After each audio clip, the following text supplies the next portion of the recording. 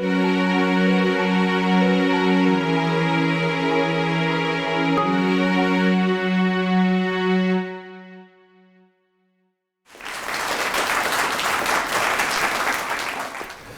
good evening everyone, Happy New Year, and it's good to see so many people have turned up despite the weather.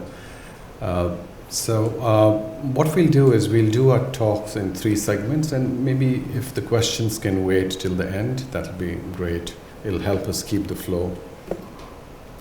So those are the 3 parts of our work, and we are very interested in the relationship between work and mental health and how we can get most out of it. In fact, one of the first questions I ask people when I'm interviewing them, when I see them for the first time, is what do they do, where do they live, who lives with them, before we get into details of the difficulties they may be facing, because they are actually very important questions about people and where they're coming from. So those will be the 3 segments of the talk. As you know that most animals are probably stronger, faster than humans, and yet humans have survived. And one reason we have survived for such a long period of time is that we have the ability to connect and work together.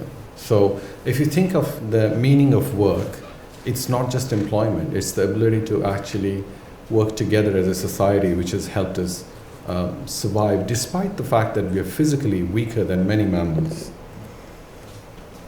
Now this came into vogue quite a bit, although it's gone out of fashion a little bit to talk about work and life balance. But strangely, in the 20th century, we started thinking that work and life are actually separate things, whereas, as you know, in my previous slide, work was a part of life. Work is what which sustained and made humans survive. So really, we should be thinking of work as a part of life, and there is of course lots more to life than work, but include it within the definition of life and living. Nicole just said mental health matters to everyone, and mental health matters to policymakers now because it's one of the most expensive burden to the society, not just to the individual, but to the society in terms of costs of mental health. There's a lot of costs of mental health within workplace, and when we try to cost mental health only in terms of health and healthcare, many of the costs are hidden. And in my previous work in England, a lot of the funding came into mental health to support its effect, to help with its effect on workplace. So what is mental health? People say they're stressed. In our day-to-day language, we use the term depression a lot, stress a lot. But that may not be exactly how we operationally define things when we are working with clients. So for example, we of course, very often when I'm doing courses, I teach a lot of courses and I ask people what stresses them, and one of the things is work. So work can get a negative connotation because of its association with stress. But think about it, many of the things we value in life also cause stress. So there's almost nothing in life which is worth having which wouldn't cause you stress. So there's something about stress, inherent in the whole idea of stress is to be able to sort of balance back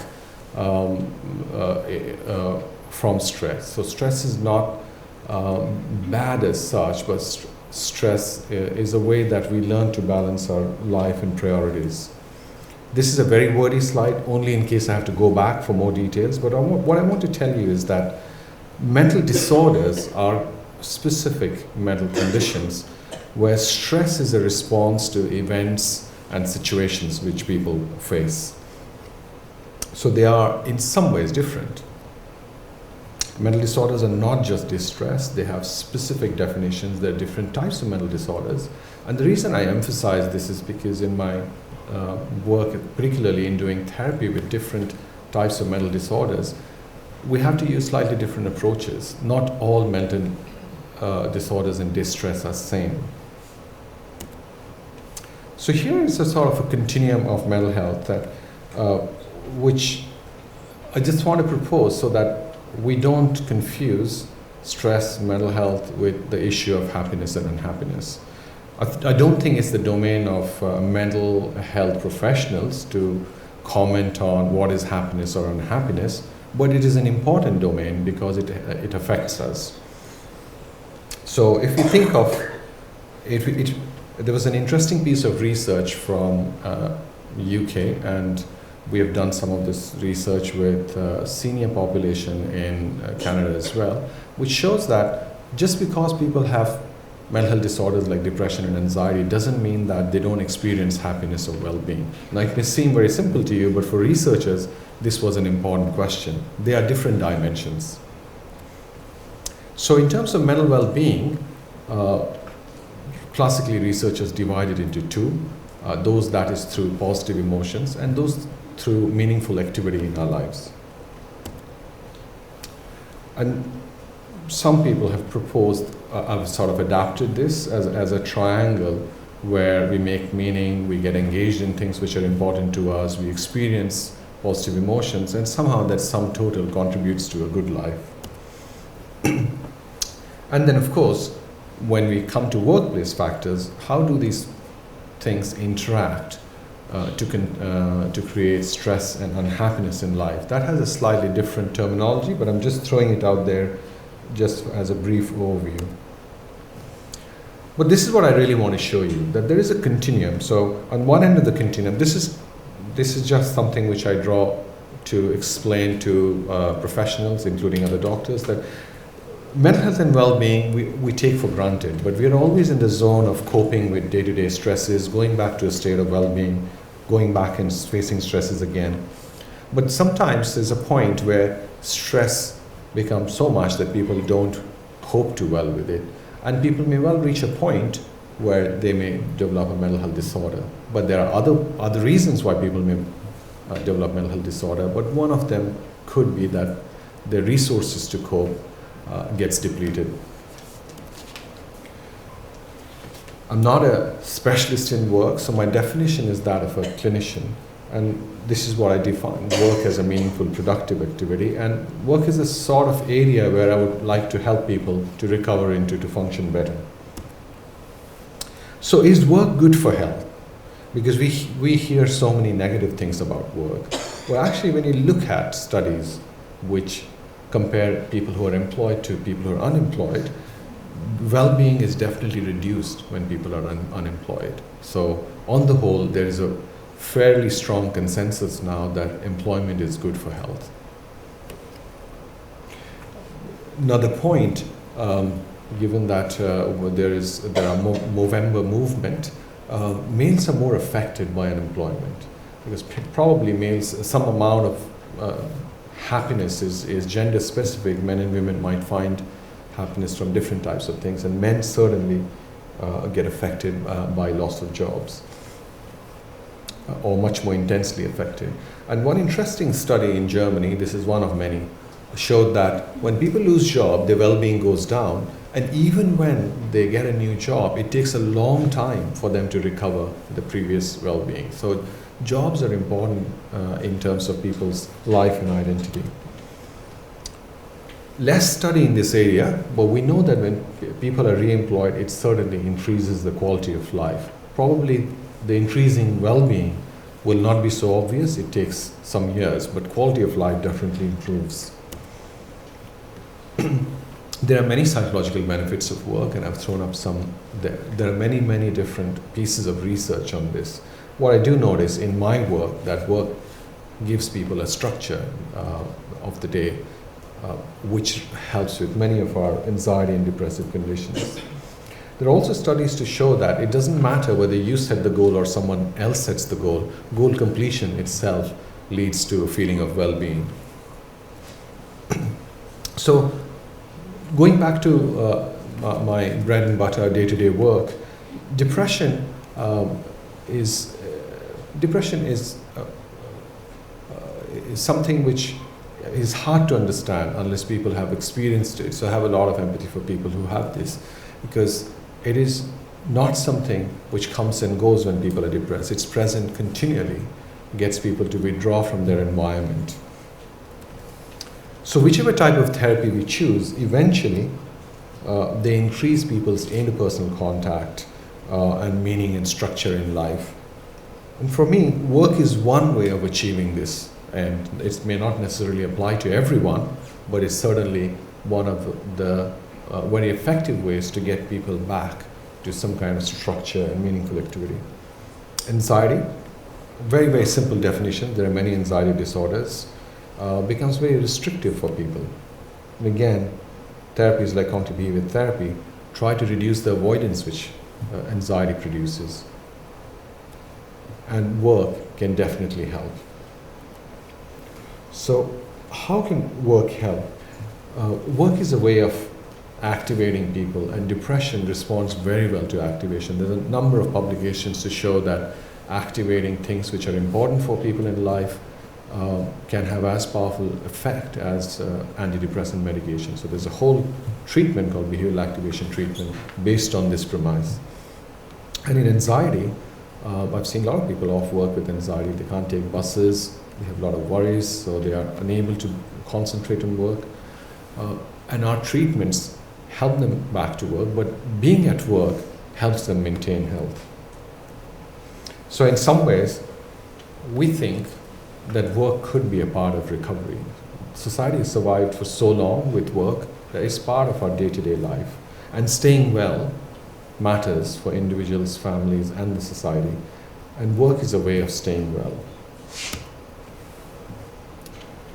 So when people do go off work, what's interesting is I was speaking to some of my colleagues a few years ago in London who run very, very big centers for work in mental health, and they were surprised that even after you use antidepressants and people recover from depression, they don't necessarily return to work.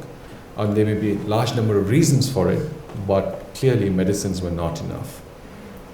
So there are other factors, and cognitive behavior therapy has adapted itself to address some of the issues which people face when they try to get back to work. So there's evidence from cognitive behavior therapy that it's an effective intervention for depression and anxiety, and also for return to work, as well as depression and anxiety, which arises in workplace. So a bit about cognitive behavior therapy, very, very simple and direct explanation. So when we experience a situation or a trigger which upsets us or we find difficult, we have reactions. There's nothing wrong in having a reaction or having any type of emotion, depression, low mood or anxiety. That's part of day-to-day life. It's when we get trapped in these reactions and are unable to get out of it once it's triggered off. And cognitive behavior therapy helps people break out of these to recovery.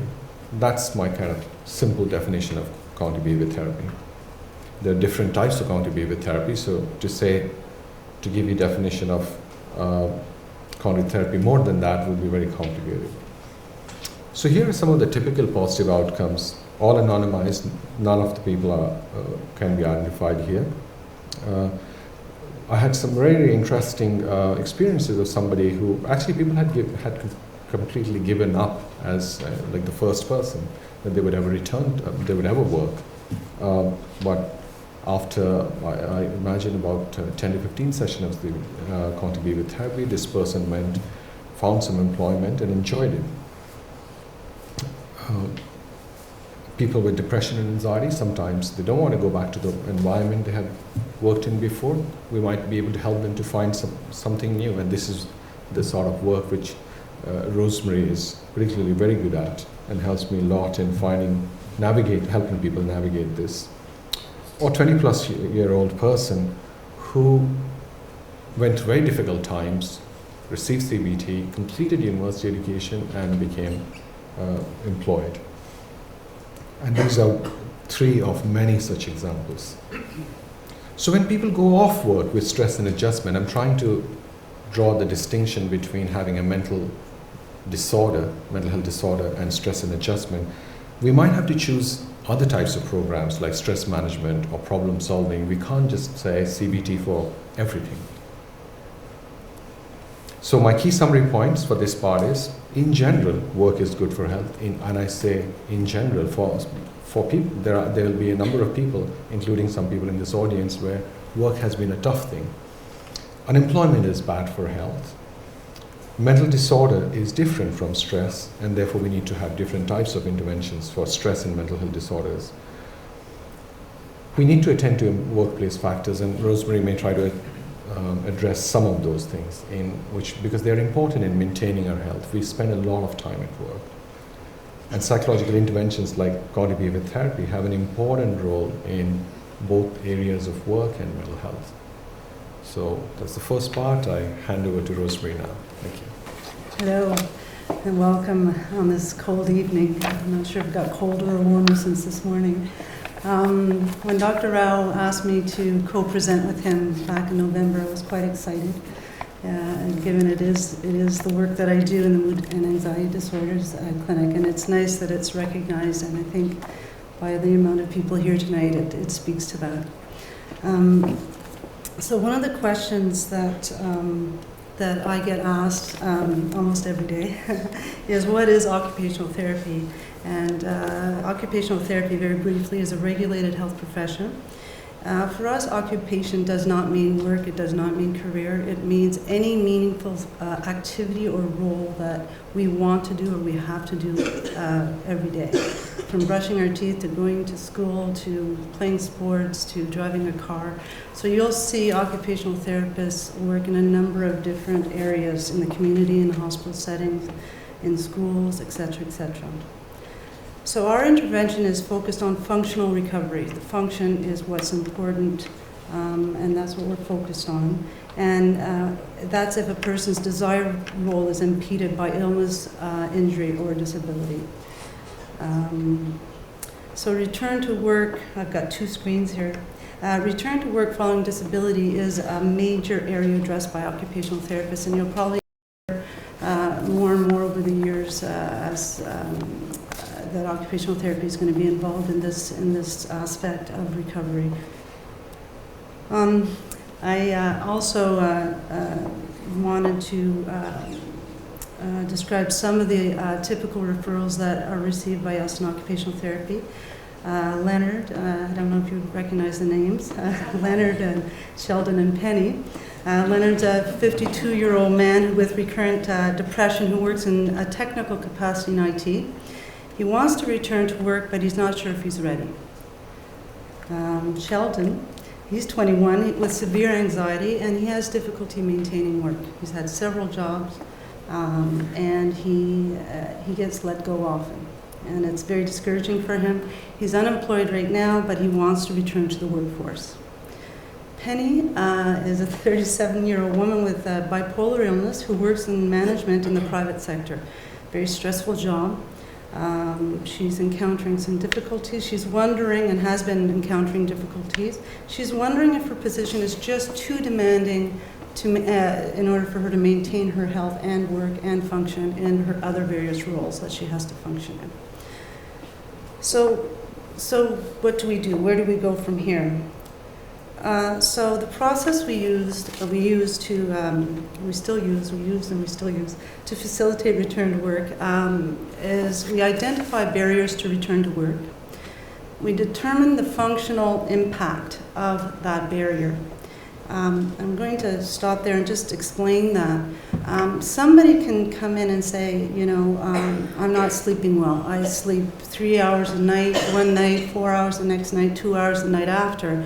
So that is a researched indicator for it gets in the way of return to work. However, some people who have disrupted sleep can function very well during the day. They go to work, they're able to do their job, and they come home and they go back the next day.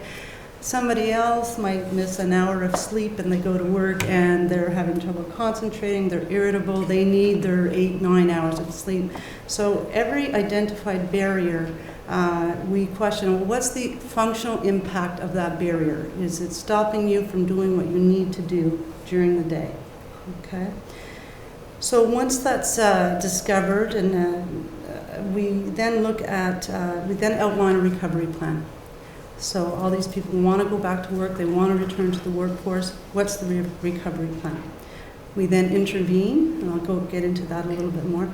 There's a strong advocacy role that we play with the different stakeholders, employers, insurance companies, community, supports medical professionals in the community, other medical specialists, to advocate for people who want to return to work. And then, of course, follow-up to see if things are going well, if they're maintaining their functioning. Okay.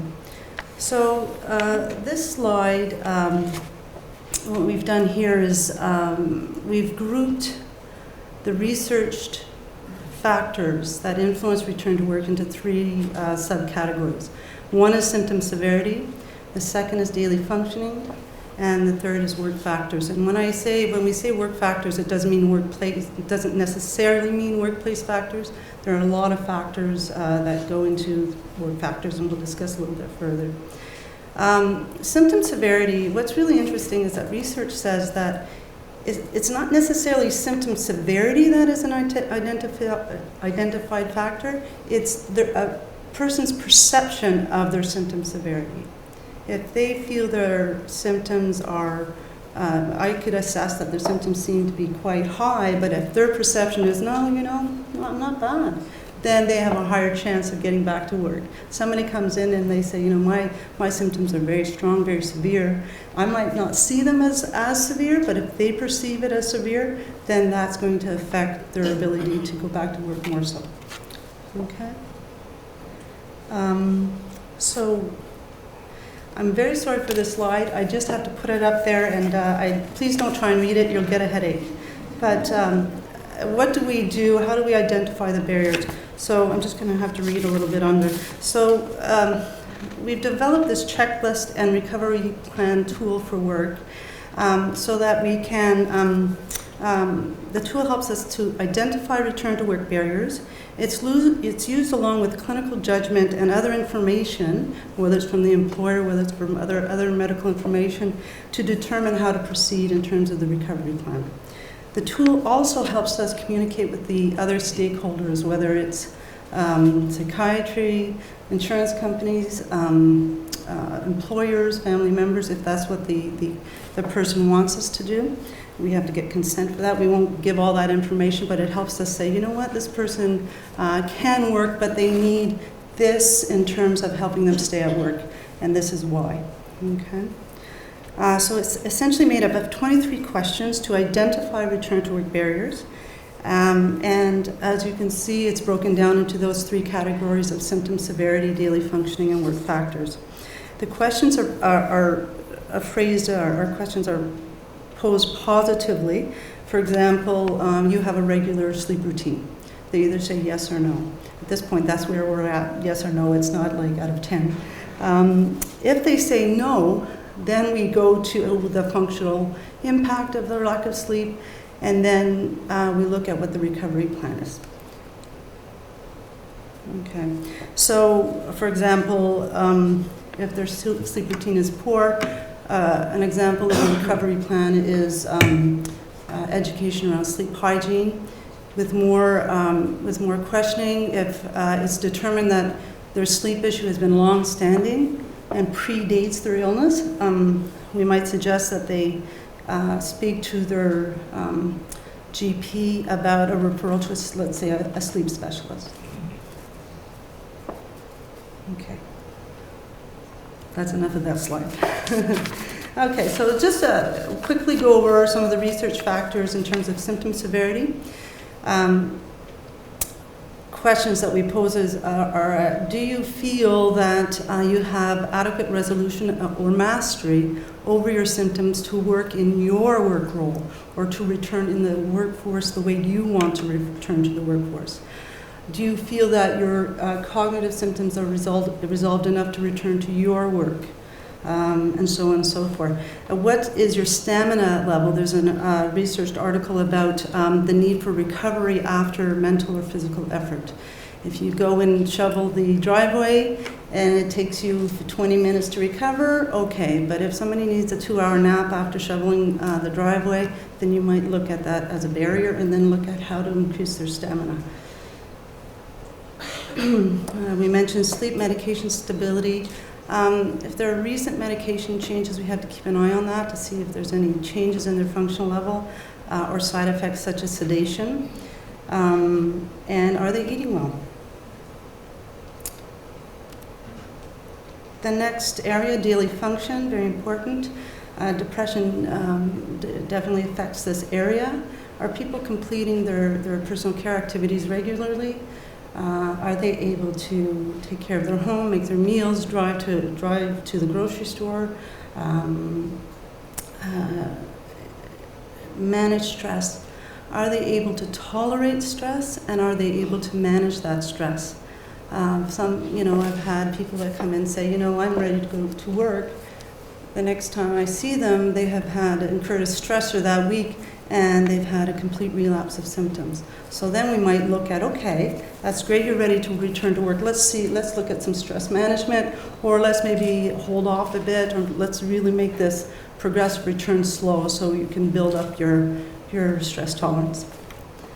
Social contact is really important. Are they maintaining their social contact? Have they withdrawn and isolated from their social supports? Have they ever had a good social support network? So we emphasize good social network, not just in the workplace, but in their day-to-day life. And the last one, factors and work factors. Do they believe they're ready to go back to work?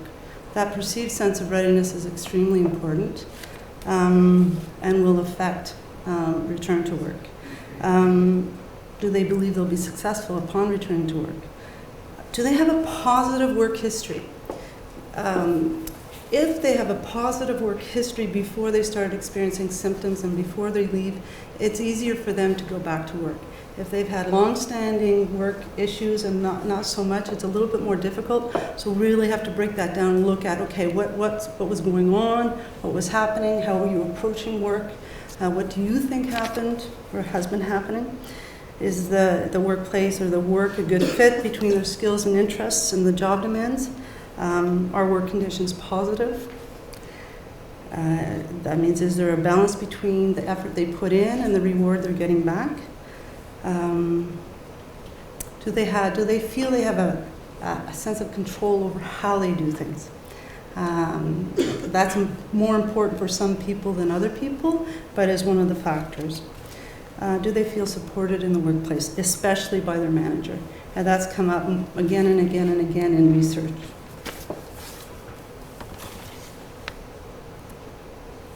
Okay, I like this slide. So this slide were their outcomes from 45 recent referrals that we received. Of the 45, 64% were employed and on leave. 27% were unemployed but had a history of work difficulty. And 9% were at work, but they were struggling. After we went through, and then 47% were males and 53% were females. Of the group, 44% were assessed as ready to return to work. So I thought that was interesting. So 91% are not working. 44% were assessed as ready to work.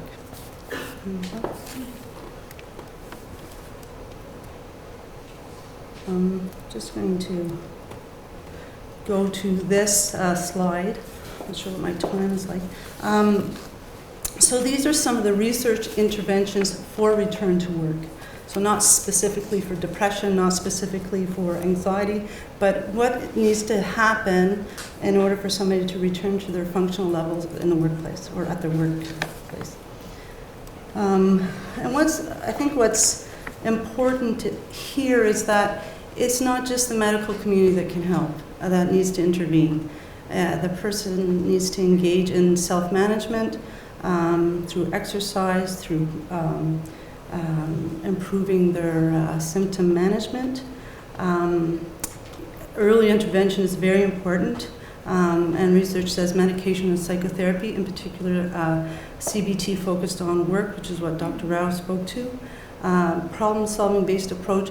I would say the biggest part of my role is the problem-solve based approach. That is essentially what seems to be helping people. Other research factors, workplace contact during leave.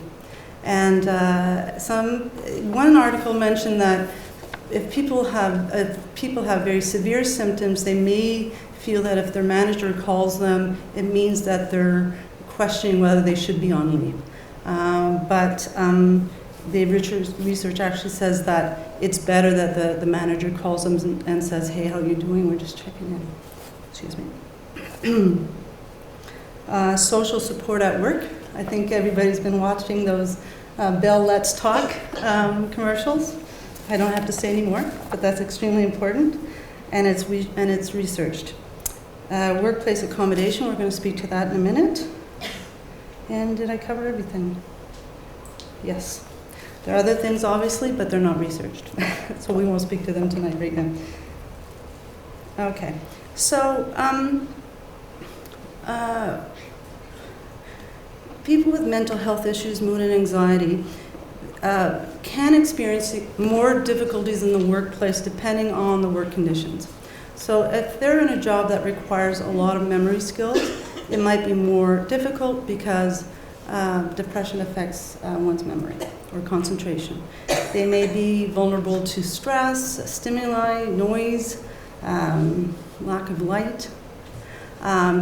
Concentration may be difficult, so attention to detail tasks are going to be more difficult. If there are a lot of competing priorities, you're doing something, the phone call, the phone rings, there's an email, somebody comes to your door. Time pressures may be difficult, more difficult. When I say difficult, I meant more difficult than if they're not depressed or not anxious. May be sensitive to work relationships. And exposure to emotionally stressful situations may be more difficult. So, trying to go very quickly here. So, in terms of workplace accommodations,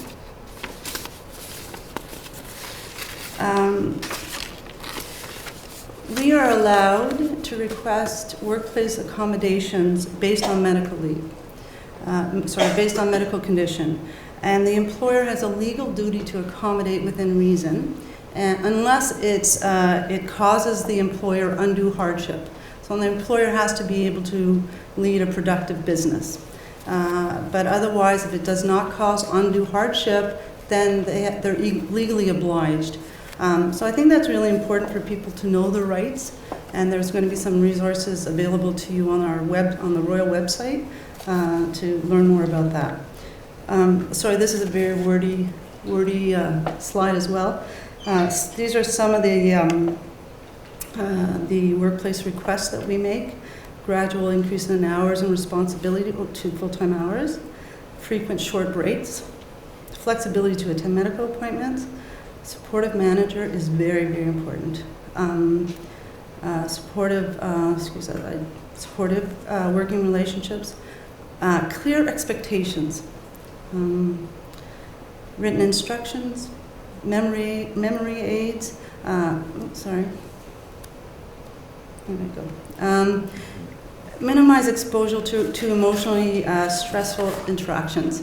If you're working in customer service as a collection person, it might be very, very stressful. So we may ask for them to work elsewhere for a little bit until they feel they're able to. And then if it's just too stressful, we may ask for a job transfer to another position within the company if that's possible. Minimize competing priorities and deadlines, especially during the gradual return. Adjust job tasks, ergonomic workspace, natural light, and one task at a time. That being said, repetitive tasks are very difficult for people with bipolar disorder, so we ask that they vary the tasks a little bit. Okay. So when I was working on this presentation, I spoke with a very special person with lived experience, and this is one thing that she said is work is a luxury, and that that spoke, that touched me, and I just wanted to share that with you.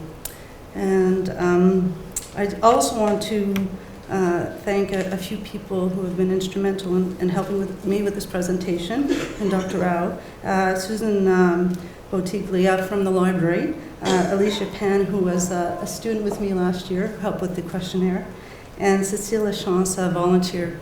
Thank you very much. And now I go back to Dr. Rao. Thank you.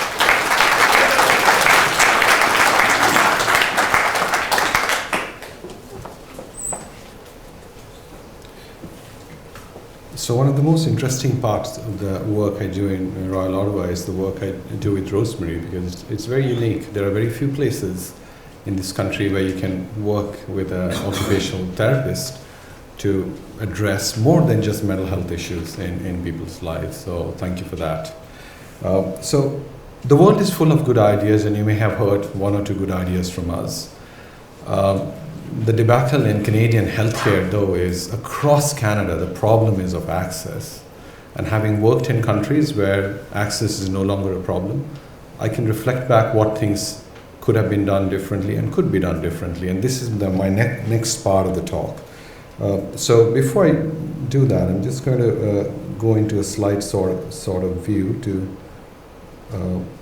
go back to a slide which I wanted to show you.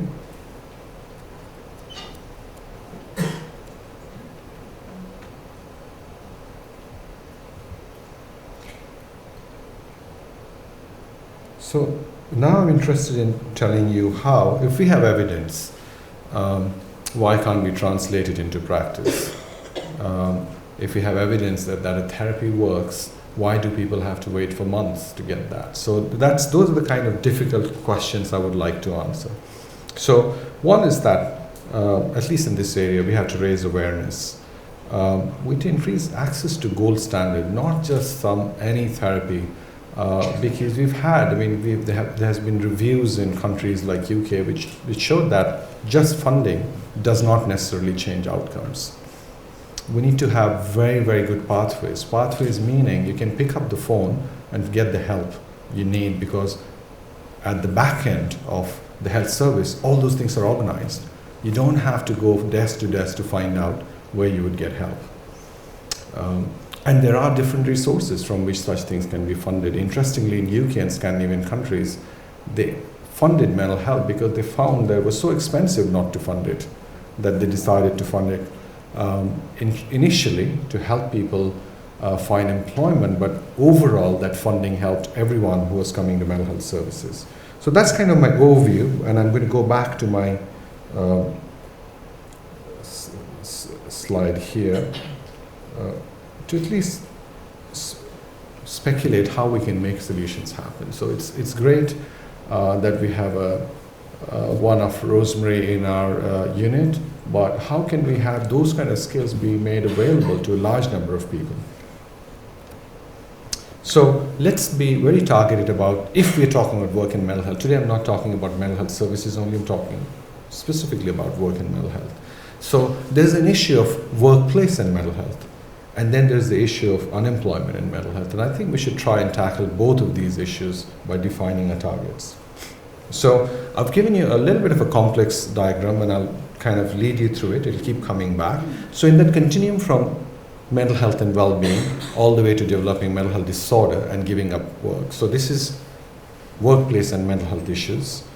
And I've divided it into 3 stages and how we can develop interventions in those 3 stages. So the first stage is when the person is able to cope, but could reach towards the point where stress could start becoming unmanageable. The second stage is when stress has indeed become unmanageable. And third stage is when the person has gone off work. So managing well-being is stage 1 issue. So people should be happy at work. Just because they experience stress now and then at work doesn't mean that it's opposite of happiness. People should feel engaged at work, and there's a lot of research, particularly from Gallup organization, that engaged employees are happier, more productive, and those companies just run better. And people, if possible, should find meaning in work. So if we have initiatives which just improve general health in workplace, so general health meaning initiatives to help people exercise, eat healthy, they also have an impact on mental health. So just improving general health of the working population can increase mental health.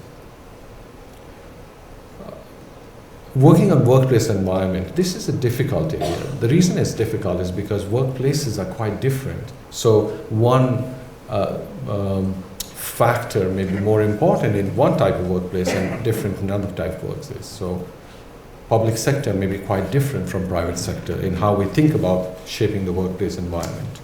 But these are some of the things which have been talked about in the management literature.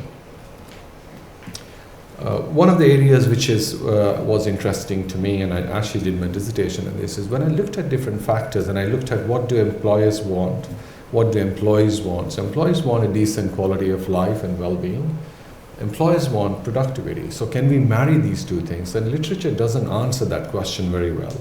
But there are a group of 4 factors combined together which appear to influence both productivity and well-being.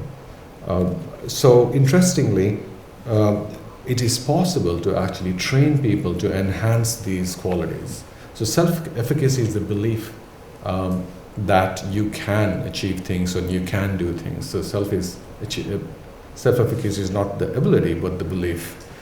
And hope, optimism and resilience is self-explanatory.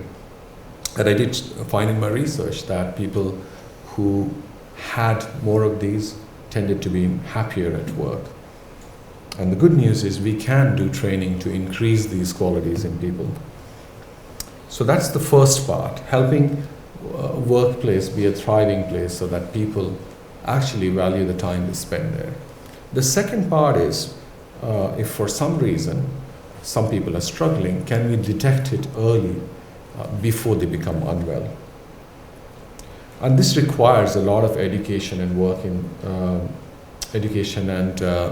about mental health at work. And we have a number of people in our own organization who are trained in mental health first aid. It helps to catch early if people are becoming unwell. We then, of course, need to have a pathway. So just detecting something is not right, never improves the outcome. We have to find pathways to help those people in good time. And now I'm going to go to the third part, when people become unwell and go off work. This is an absolutely high alert situation. There have been many times where I have worked in different organizations where I was actually positively shocked that people had to wait for so long to see me or see someone else when they have been off work for months. That makes it, the depression or anxiety worse, but it makes it even more difficult for them to get back to work, and it has an economic impact on their life. So within days we should be able to do something about it if we want to have a gold standard service. So we activate pathways for rapid consultation, treatment plans, and return to work plans or other alternatives.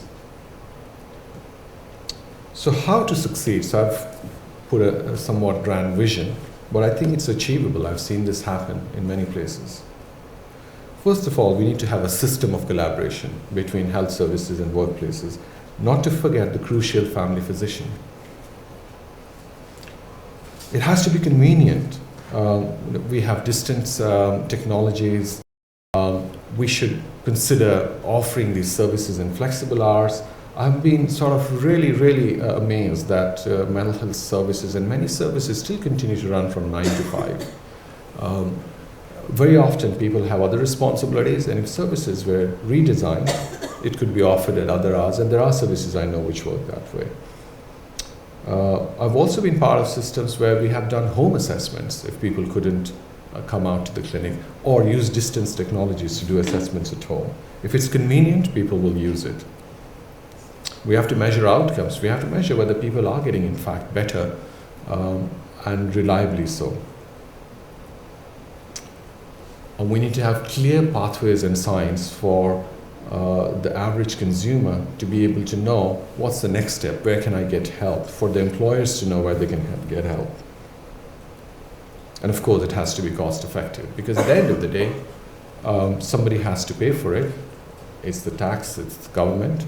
So we have to constantly justify that what we're doing is in fact good value, and I have no doubt that it is good value. So for instance, about $500 worth of workplace accommodation is worth thousands of dollars later when people become unwell or don't function well. This is not necessarily in sequence, but unemployment and mental health is an important issue. So if people have mental health issues and they are unemployed for whatever reasons, they have double impact of the problem. So this requires a collaboration between mental health services, social services, job agencies, vocational services, to actually put together some sort of plan to help people. And we've been doing this formally and informally, and it is very gratifying to see even one person recover their life, because I truly believe that it really, down the road, they will see the effect on their health.